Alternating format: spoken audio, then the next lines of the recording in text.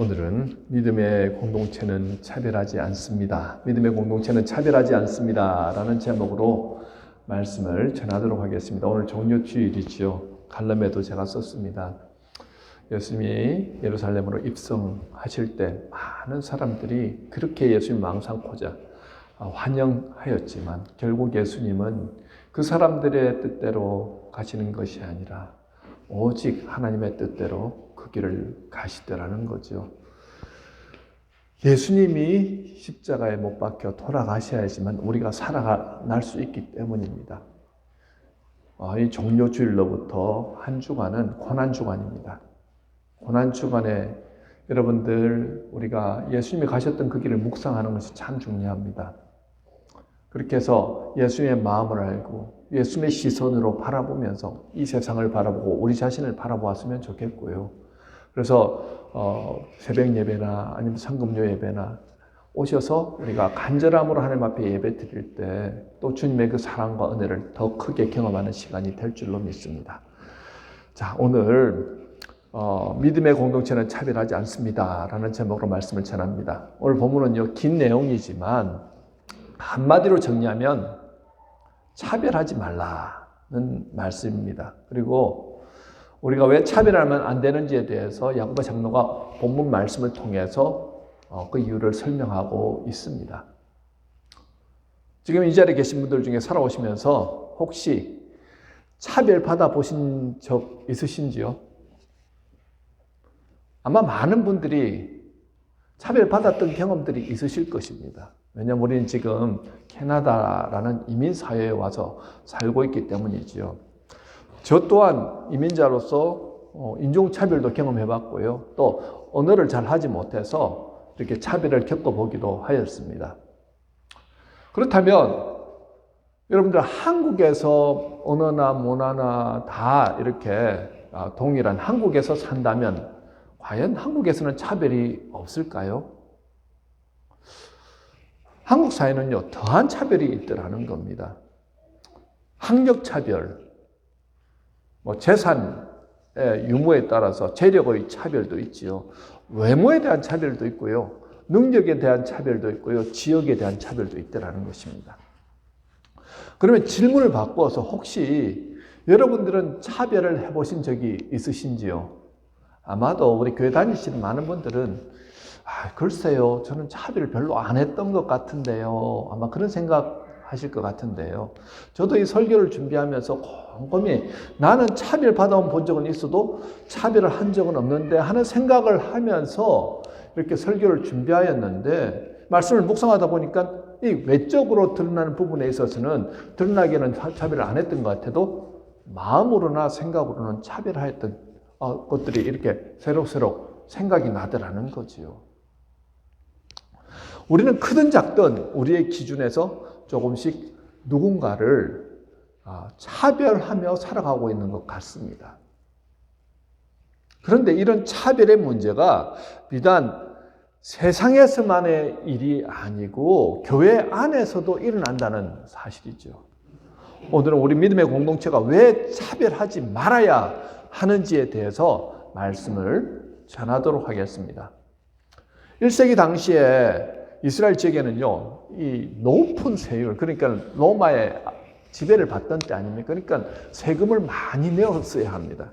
그러다 보니까 이 높은 세율이나 그렇게 빚을 지고 사는 것 때문에 결국은 지껏 땅을 잃고 또 돌아다니는 방랑자들이 참 많았습니다. 그 방랑자들이 무슨 돈이 있겠습니까? 그러니까 거의 거짓골을 하면서 이렇게 방랑하는 거지요. 대략 이스라엘 지역에서 한 80에서 85%의 사람들이 그렇게 방랑한 삶을 살았다는 거예요. 그리고 그 당시에 그리스, 이제 헬라 문화권에 살던 그리스 사람들이 모이는 교회에서는요, 노예 신분을 가진 사람들도 많았습니다. 야고보 장로는 이런 상황 속에서 일어날 수 있는 일을 예로 들면서 우리에게 교훈을 주고 있습니다. 2절 3절에 보면요, 야고보 장로가 이런 모습을 보여주지요. 금반지를 끼고 화려한 옷을 입고 이렇게 어떤 부자가 탁 들어왔습니다. 교회를 방문했습니다. 그러면 안내위원들이 그 부자를 맞이할 때 어떻게 합니까? 좋은 자리로 탁 인도해서 여기 상석이니까 여기 앉으십시오. 이렇게 인도한다는 거예요. 그런데 이 남루한 옷을 입은 거짓골을 한 사람이 딱 들어오니까 어떻게 합니까? 안내위원들이 그 사람은 거기 서 있든지 아니면 땅바닥에 앉든지 알아서 하라고 이렇게 하더라는 거죠. 이 모습을 보고 야고 장로가 사절에서 분명히 말씀하죠. 너희끼리 서로 차별하며 악한 생각으로 판단하는 자가 되는 것이 아니냐라고 말합니다. 겉모습만 보고 사람을 차별하여 대하면 안 된다라고 지금 강력하게 경고하고 있죠. 왜 그렇습니까? 본문 1절을 우리 같이 읽도록 하겠습니다. 시작. 내 형제들아 영광의 주 곧 우리 주 예수 그리스도에 대한 믿음을 너희가 가졌으니 사람을 차별하여 대하지 말라. 첫 번째 이유는요. 우리는 주 예수 그리스도를 믿는 믿음을 가지고 있기 때문에 차별하여서는 안 된다는 것입니다. 예수님은 누구를 위해서 십자가에 달려 돌아가셨습니까? 예수님의 희생은 돈이 많은 부자나 왕족이나 귀족 또는 고위층만을 위한 희생이 아니었지요. 가난한 사람들, 병든 사람들, 소외된 자들, 이방인들, 나그네, 고아와 과부 등 사람들에게 무시당하고 천대받는 모든 사람들을 위한 희생이었다는 것입니다. 예수님은 사람을 외적인 요소로 차별하지 않으셨습니다. 그러나 당시 유대인들은요, 병든 자들, 귀신 들린 자들, 이방인들, 이런 사람들을 하나님께 버림받은 자라고 그렇게 여기면서 그들을 혐오하고 싫어하고 차별하고 배척하였다는 거죠. 사람을 외적인 요소로 판단하고 차별하는 것이었습니다. 예수님께서 찾아가시고 사랑으로 섬기신 사회적 약자들 중에는요, 태어날 때부터 앞을 보지 못한 그런 사람, 딸이 귀신이 들려가지고 예수님 앞에 이렇게 나온 가난한 여인도 있었고요. 각종 문둥병자들도 있었습니다. 로마 백부장 이방인이었고요. 12의 혈루증으로 앓던 여인은 부정한 여인이라고 그 당시에는 사람들이 가까이 할 수 없는 사람이었습니다. 삭개오는 어떤 사람이었습니까? 세리장이었지요. 세금으로 사기치는 세리장이었습니다. 결혼 생활을 4번이나 실패한 사마리아 여인도 마찬가지죠. 예수님께서는요, 사람의 외적인 요소로 사람을 차별하지 않으시고 그들을 오히려 감싸 안으시고 찾아가 주시고 어떻게 치유해 주시더라는 거죠. 그리스도에 대한 믿음은요, 사람을 외모로 취하는 가치관과는 결코 공존할 수 없다는 것입니다. 예수 그리스도를 믿는 성도이고 제자로 간다면 마땅히 사람을 대할 때 그 사람의 신분, 직업, 빈부, 성별 등 외적 조건을 따라서 차별 대우해서는 안 된다는 것입니다. 예수님은 자신을 낮춰서 인간으로 오셔서 억압받는 가난한 자들, 사회적 약자들을 돌아보셨습니다. 이처럼 스스로 낮아지신 예수 그리스도의 삶이 그를 따르는 우리 성도들의 삶 속에서 드러나야 하는데 머리로는 잘 알면서도 그것이 실천되지 않는 경우들이 많더라는 거죠. 그건 바로 내가 받은 은혜를 잊어버리니까 외적으로나 내적으로 차별의 마음이 생기더라는 것입니다. 그러면 내가 받은 은혜를 깨달아 아는 것이 중요합니다. 이것이 바로 믿음이죠. 죽을 수밖에 없었던 나를 살려주신 그 주님의 사랑과 은혜를 우리가 항상 마음에 품고 생각하고 기억한다면 누군가를 쉽게 차별할 수 있을까요? 나 같은 죄인을 또 살려주셨는데 함부로 그렇게 차별하지 못할 것입니다. 믿음을 가졌다는 것은요, 내가 하나님 앞에 내놓을 것이 아무것도 없다는 것을 의미하는 것입니다. 자랑할 것이 없다는 것입니다. 그런 분들은 함부로 사람을 차별하지 않습니다. 이런 이유로 우리 믿음의 사람들은 외모로 사람을 차별하여서는 안 된다는 것이죠. 여러분, 교회 안에서 차별을 해서는 안 되는 두 번째 이유가 있습니다. 5절입니다. 우리 함께 읽도록 하겠습니다. 5절 시작. 내 사랑하는 형제들아 들을지어다. 하나님이 세상에서 가난한 자를 택하사 믿음에 부요하게 하시고 또 자기를 사랑한 자들에게 약속하신 날을 상속으로 받게 하지 아니하셨느냐. 우리가 차별을 배격해야 되는 이유, 다른 이유는요, 하나님이 사람을 평가하는 기준이 세상과 다르기 때문입니다. 세상이 사람을 평가하는 기준이 얼마나 많이 배웠느냐, 많이 가졌느냐로 평가하지 않습니까? 능력으로, 돈으로, 성공률로, 스펙으로 평가합니다. 세상은 드러나는 겉모습으로 그 사람을 평가하지만 예수를 믿음으로 구원받은 사람들은요, 영혼의 가치로 그 상대를 바라보아야 한다는 거예요. 6절, 7절 한번 같이 읽을까요? 시작. 너희는 도리어 가난한 자를 업신여겼도다. 부자는 너희를 억압하며 법정으로 끌고 가지 아니하느냐. 그들은 너희에게 대하여 일컫는 바 그 아름다운 이름을 비방하지 아니하느냐. 이제 부자들은요, 이 가난한 사람들을 우습게 보더라는 거예요. 그래서 돈 좀 있다고 하는 사람들이 가난한 사람들에게 갑질하는 거 아닙니까? 그렇게 해도 되는 것이냐, 그렇게 하더라는 거죠. 세상의 눈으로 보니까 하나님도 우습게 보입니다. 하지만 하나님의 시선으로 사람을 보면 완전히 달라진다는 거예요. 5절에서 지금 하나님의 시선으로 보니까 이 사람들은 가난한 사람들이지만 하나님께서 믿음으로 부여케 한 사람이구나. 이 사람들은 하나님의 상속자들이구나. 이렇게 보이더라는 거예요. 가난한 사람 중에도 하나님 택한 사람들이 있습니다. 하나님의 자녀들이 있다는 거예요. 반면에 세상에서 인정받는 부유한 사람이라 할지라도 하나님이 택하시지 않은 사람들, 하나님이 보시기에는 무가치한 사람들이 있을 수 있다는 것입니다. 하나님이 궁극적으로 보는 것은 그 사람이 가지고 있는 영혼의 가치라는 거예요. 하나님 앞에서 부자냐 가난하냐 그거 중요하지 않습니다. 하나님 앞에서는 많이 배웠느냐 적게 배웠느냐가 뭐 그리 중요합니까? 하나님 앞에서 잘났느냐 못났느냐 전혀 고려할 가치가 없습니다. 하나님 보실 때는 다 도토리 키재기 아닙니까? 교회가 가져야 할 가장 중요한 관심사가 바로 이것입니다. 바로 그 사람의 택함 받는 하나님의 자녀냐 하는 것이죠. 예수님은 그 사람이 비록 가난하다고 할지라도 그 사람을 구원하시기 위해서 자신의 몸을 십자가에 내어주셨다는 것입니다. 그 사람의 가치는요, 예수님의 목숨과 맞바꾼 가치라는 거예요. 그런데 우리는 그 사람이 세상적으로 성공하지 못하고 배우지 못하고 많이 가지지 못했다고 무시한다고 한다면 한마디로 예수님을 무시하는 것과 별반 다름이 없다는 것입니다. 예수님이 얼마나 귀하게 여기시면 그 사람을 구원하시기 위해서 자신의 목숨까지 내어줄 수 있었겠습니까? 저와 여러분 모두 예수님의 핏값을 주고 산 바로 하나님의 자녀들이라는 거예요.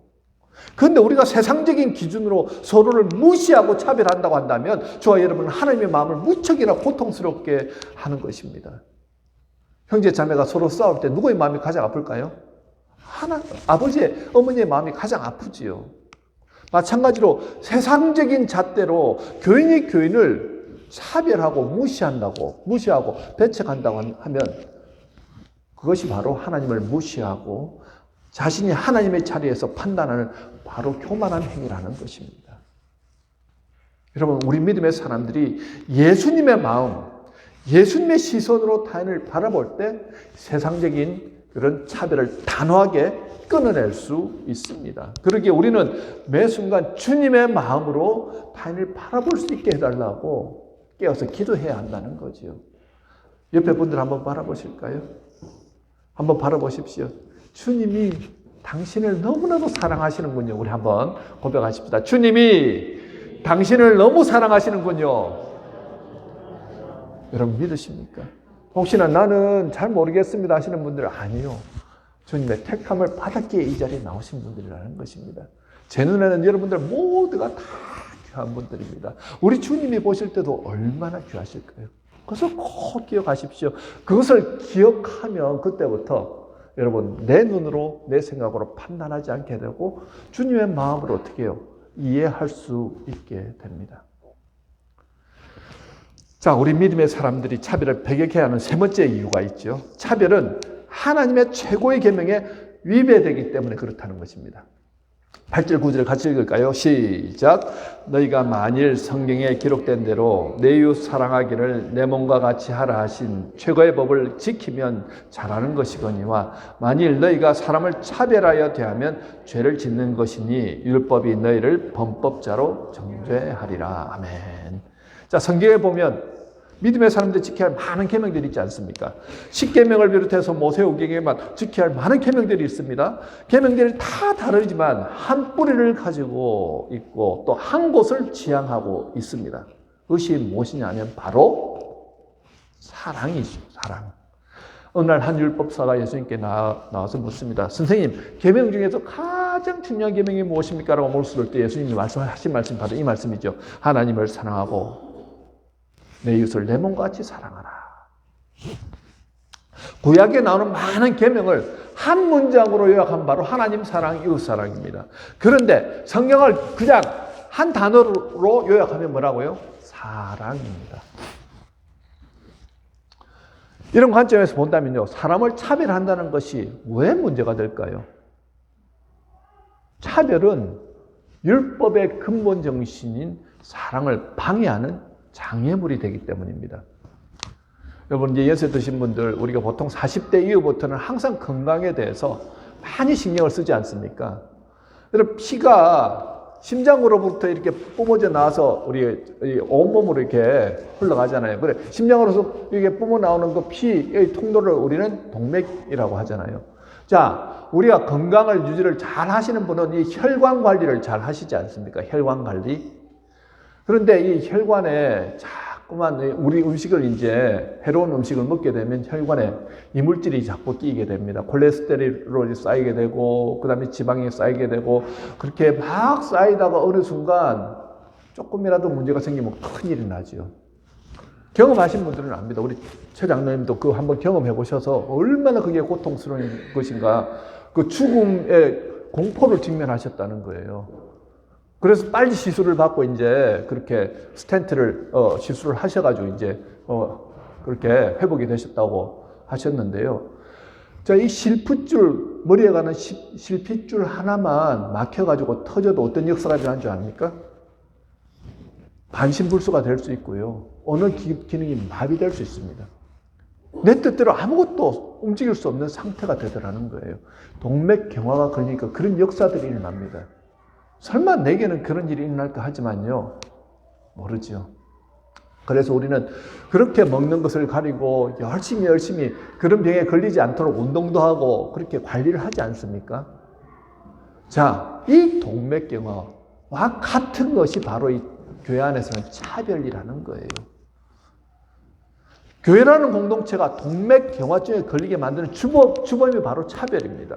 차별은 사랑의 피가 흘러가지 못하게 만드는 치명적인 걸림돌이라는 거예요. 여러분, 차별은요, 하나님의 말씀을 거스르는 심각한 죄이고 하나님 명령에 대한 거부입니다.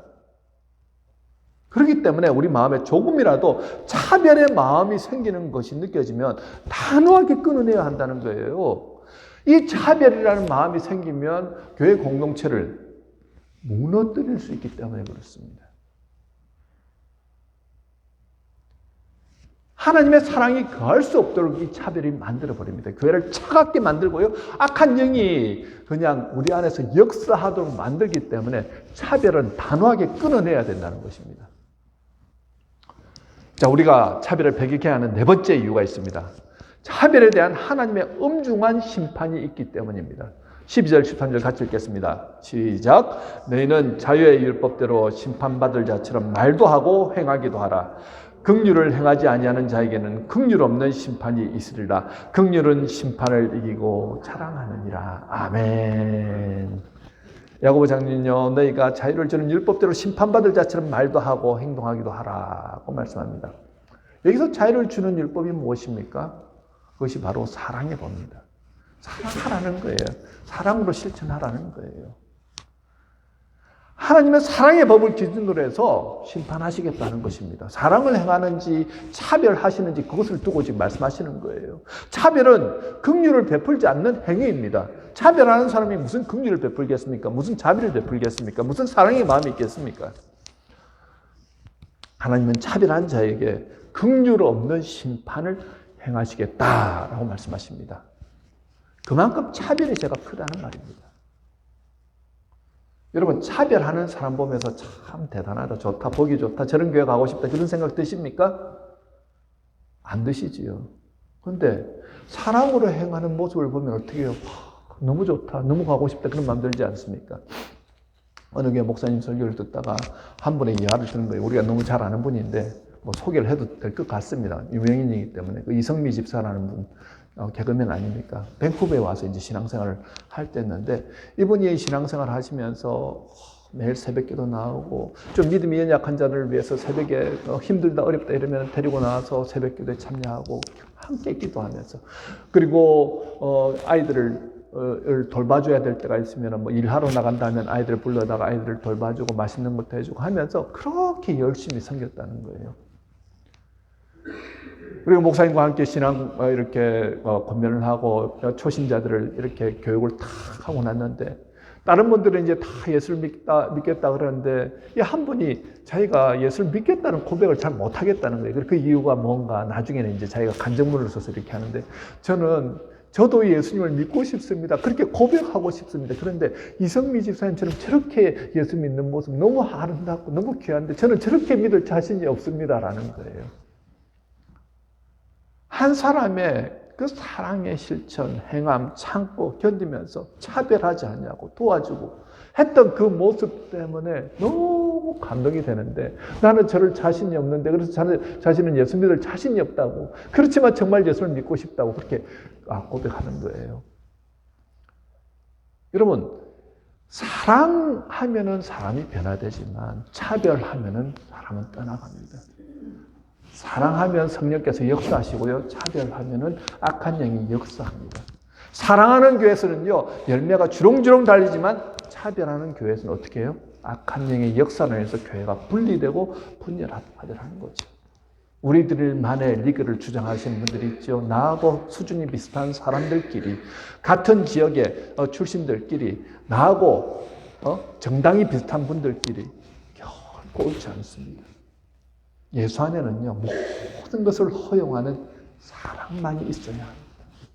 주님의 사랑으로 우리가 하나 되어질 때 그 교회에서는 하나님의 사랑으로 인하여서 변화가 일어나고 열매 맺게 되더라는 거죠. 저는 우리 교회가 그런 교회라고 믿습니다. 말씀을 맺습니다. 저는 캐나다에 지금 26년째 살고 있습니다. 알버타주에서 8년, 온타리오주에서 9년 반, 그리고 케벡주에서 지금 9년을 살아가고 있습니다. 이 말씀을 준비하면서 그동안 제가 지휘자로, 전도사로, 부목사로 선교했던 교회들을 떠올려 보았습니다. 큰 집에 살지 않아서 교회에서 사람들로부터 차별을 받았다고 하면서 자기가 무리하게 큰 집으로 사서 이사가는 그런 분들을 보았습니다. 무시당하기 싫다는 거예요. 헌금을 적게 하니까 목사님이 자신한테는 관심이 없다고 하면서 상처받아가지고 떠나시는 분도 보았습니다. 자녀가 교회에서 차별당했다고 하면서 그렇게 울며 기도하시는 분도 보았고요. 남편을 여의고 혼자 사니까 무시당한다고 하면서 그렇게 울분을 토하시는 분도 보았습니다. 영주권 없이 그냥 유학 왔다고 하니까 이제 뭐 금방 갈 사람이니까 뭐 하면서 관심도 비치지 않는 그 교인들 때문에 너무나도 실망하는 교인들도 보았습니다. 그런 분들이 다 오르더라는 거죠. 그렇죠. 교회도 사람들이 모이는 곳이니까 그럴 수도 있겠다 생각하면서 살아왔습니다. 하지만 오늘 이 말씀을 준비하면서 제 모습을 먼저 돌아보고, 또 이러한 교회 내 차별이 절대 가볍게 여겨져서는 안 된다는 사실을 다시 한번 깨닫게 되었습니다. 그러면서 현재 우리 새생명 성도분들에게 참 감사한 것은요, 우리 교회가 크게 내세울 것도 없지만 그래도 많은 분들이 오셔서 하시는 말씀이, 잠깐 방문한 분들도 너무 반갑게 맞아주신다, 교인분들이 정말 정이 많으신 것 같다 라는 그런 말씀들이었어요. 얼마나 감사한지 모르겠습니다. 목사가 부족하니까 하나님께서 사랑받는 성도님들을 붙여주셔서 우리 교회를 든든하게 세워가고 있구나 하는 생각을 하게 되었습니다. 그래도 이 시간 말씀 들으시면서 마음에 혹여라도 알게 모르게 차별한 경험이 있으시다고 한다면 오늘 주님의 마음을 한번 느껴보셨으면 좋겠습니다. 차별이, 내가 하는 그 차별로 인해서 주님이 마음 아파하시는구나. 내가 알게 모르게 했던 그 차별, 한마디의 말, 그것 때문에 누군가는 아파하는구나 하는 것을 다시 한번 깨달으셨으면 좋겠고요. 혹시나 누구로부터, 특별히 교회 같은 공동체 안에서 누구로부터 차별당한 경험이 있다고 한다면 또한 긍휼한 마음으로 용서하시는 시간이 되었으면 좋겠습니다. 그래서 우리 새생명 교회 안에서만큼은 차별로 인해서 하나님을 슬프게 하거나 사람을 슬프게 하는 일들이 일어나지 않기를 간절히 소망합니다. 우리의 삶이 예수님이 오직 진리라고 입으로만 외치는 교리가 아니라 예수님께서 말씀하시고 행하신 대로 차별을 무너뜨리고 새 계명인 사랑을 실천하려는 그런 작은 움직임들이 저와 여러분의 삶 가운데 또 우리 새생명교회 안에 충만하시길 주님의 이름으로 축원합니다. 아멘. 우리 함께 기도하도록 하겠습니다. 여러분, 차별하는 사람은 그 사람도 누군가로부터 차별을 받게 됩니다. 그러나 사랑으로 용납하는 사람은 다른 사람들로부터 용납받게 됩니다. 하나님이 기뻐하시는 사람은요, 차별하는 사람이 아닙니다. 용납하는 사람입니다. 주님이 하셨던 그 방식대로 그렇게 주님의 마음으로, 주님의 시선으로 다른 사람들을 바라보고 다른 사람을 사랑함으로 그렇게 살아가는 분들입니다. 우리 교회는 그런 교회가 되었으면 좋겠어요. 어느 교회가 좋은 교회입니까? 차별하는 교회일까요? 아니죠. 사랑으로 감싸 안는 교회입니다. 오늘 우리에게 주신 이 말씀을 마음에 품고 우리 잠시 묵상하시면서 주님, 나도 차별하였습니다. 용서해 주십시오. 주님, 이제는 차별하지 않겠습니다. 결단하시고 오늘 또 내가 차별하였던 그 사람들에게 용서를 선포하시고 우리 함께 기도하도록 하겠습니다. 하나님 감사합니다.